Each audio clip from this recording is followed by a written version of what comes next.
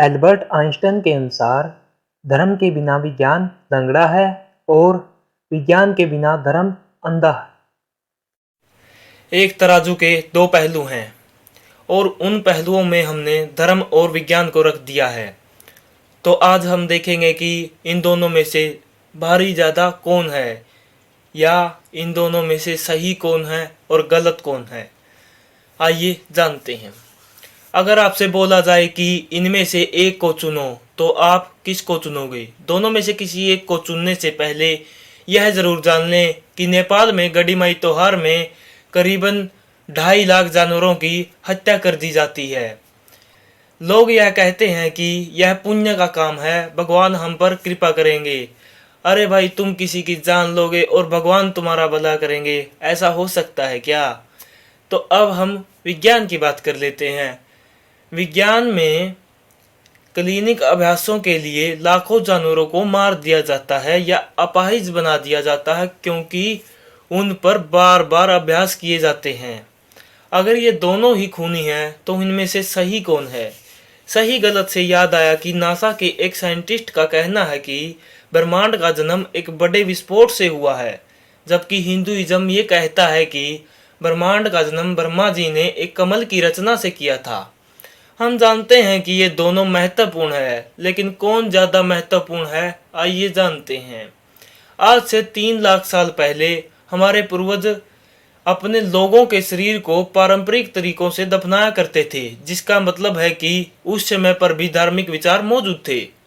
और वहाँ जो सवाल उठता है कि धर्म पैदा कैसे हुआ और क्यों, तो इस सवाल के जवाब में क्वींस यूनिवर्सिटी के साइकोलॉजिस्ट का कहना है कि जब हमारे पूर्वजों ने समूह बनाकर रहना शुरू किया था, तब लोग बिना किसी क्योस के मिलजुल कर काम करें, इसलिए कुछ नियम कायदों को तड़का लगाया गया बाय देयर ग्रुप लीडर, जिसे हम धर्म कहते हैं।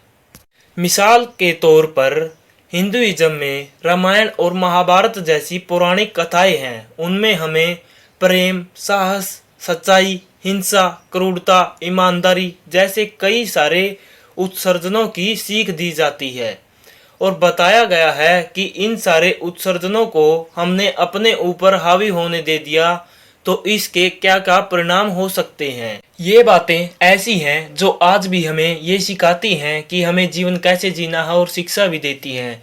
धर्म यह साबित करता है कि लोगों में समाजीकरण और समन्वय पैदा करने के लिए इसे बनाया गया था। लेकिन विज्ञान भी धर्म की तरह क्या ये गुण सिखाता है? तो इसका जवाब है नहीं। धर्म हम में से बहुतों को उद्देश्य देता है जो विज्ञान शायद उस हद तक ना दे पाए। लेकिन इसका मतलब ये नहीं है कि विज्ञान के रास्ते से आप चलोगे तो उसका कोई उद्देश्य ही नहीं मिलेगा। उद्देश्य आपके नज़रिए पर निर्भर करता है। कोई उद्देश्य ऐसा नहीं है जो आपके अपने जीवन के लिए नहीं बना सकते हैं।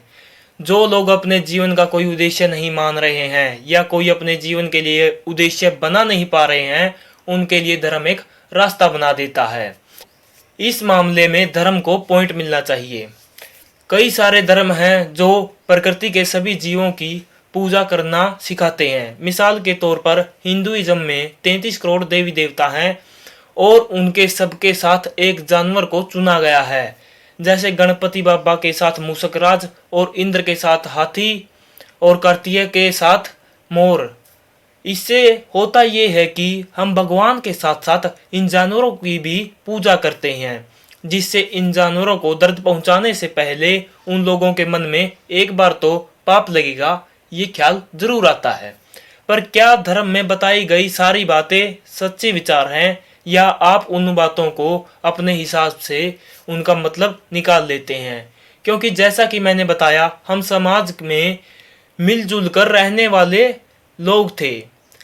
तब इस समाज को ढंग से चलाने के लिए कुछ नियम और कानून बनाए गए थे और हमारे ऋषि मुनि इन्हें कहानी के रूप में किताबों में लिखकर अगली पीढ़ी तक पहुंचाने लगे। लेकिन धर्म की सारी बातों का पालन अच्छे से हो और उनका डर भी सबके मन में बना रहे, इसलिए विद्वानों ने ये सारी किताबें भगवान से जोड़ दी और लोगों के मन में डर बैठा दिया कि इन किताबों के विरुद्ध जाना यानी भगवान के विरुद्ध जाना। अब हो सकता है कि ये बातें उस समय के लिए सही भी हों, पर वो समय और आज की दुनिया में बहुत फर्क है। हमारी बढ़ती टेक्नोलॉजी के साथ हमारे आचार विचार में बदलाव आना बेहद जरूरी हो चुका है और धर्म शायद यहाँ पर हार जाता है, जो आज की तारीख में बदलाव नहीं लाना चाहता है, और चाहे फिर किसी की जान ही क्यों न चली जाए।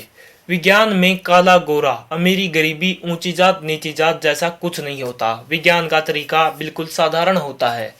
देखा जाए तो विज्ञान समय के साथ बदलाव में आ रहा है, लेकिन धर्म नहीं। इसके लिए यह पॉइंट जाता है विज्ञान को, क्योंकि विज्ञान सबूत के आधार पर सब कुछ किताबों में डालता है, लेकिन धर्म पुराना इतिहास ही दोहराए जा रहा है। जैसे कि आप इंटरव्यू की तैयारी कर रहे हो और आप बाहर के सिलेबस से तैयारी करोगे तो फेल ही हो जाओगे। क्या विज्ञान की दुनिया हमेशा ही इतनी रोशन रहती है? सच कहूँ तो नहीं। विज्ञान की किताबों में भी कुछ काले पन्ने मौजूद हैं। विज्ञान अपने एक्सपेरिमेंट को साबित करने के लिए बहुत सारे अभ्यास करता है, जिसमें हर साल 100 मिलियन से भी ज़्यादा जानवर मार दिए जाते हैं। क्या ये धर्म में होने वाली बलि की तरह ही नहीं है, जिससे हम अपने फायदे के लिए किसी बेजुबान जानवर को मार देते हैं? मुझे लगता है यहाँ पर विज्ञान और धर्म दोनों एक ही कश्ती में सवार है, क्योंकि अकेले नेपाल में हर 5 साल में गड्डी माई त्योहार मनाया जाता है, जिसमें 2.5 लाख से भी ज़्यादा जानवरों की बलि चढ़ा दी जाती है। दुनिया में ये इकलौता ऐसा त्योहार नहीं, बल्कि बहुत सारे हैं जिनमें बहुत सारे मासूम जानवरों की बलि चढ़ा दी जाती है। अगर आपको गिनती जाननी है तो हाँ, विज्ञान ने ज़्यादा जानवरों की जान ली है और उन्हें अपाहिज भी बनाया है, इसलिए ये पॉइंट जाता है धर्म को। एक तरह से देखें तो धर्म में जो बलि चढ़ाई जाती है वो खुद के फायदे के लिए चढ़ाई जाती है, लेकिन विज्ञान में जो एक्सपेरिमेंट किया जाता है वो लाखों लोगों की जान बचाने के लिए किया जाता है। ऐसे देखें तो विज्ञान यहाँ पर थोड़ा ठीक नज़र आता है, पर हाँ, शायद ये भी गलत है, क्योंकि अपने फ़ायदे के लिए किसी की जान लेना गलत है। हमें कुछ ऐसा करना चाहिए जिससे अभ्यास भी हो जाए और किसी की जान भी ना जाए। और विज्ञान ऐसी ही कुछ चीज़ों को ढूंढने में लगा हुआ है। दोस्तों, आखिर में मैं यही बोलूँगा कि विज्ञान और धर्म हमारे जीवन के 2 पहलू हैं। हमें इन्हें अलग अलग नज़रिए से देखना पड़ता है। अगर धर्म विज्ञान की तरह समय के साथ विकसित हो तो धर्म की खामियां भी मिटाई जा सकती हैं। आपका इस बारे में क्या ख्याल है? कमेंट बॉक्स में ज़रूर बताना।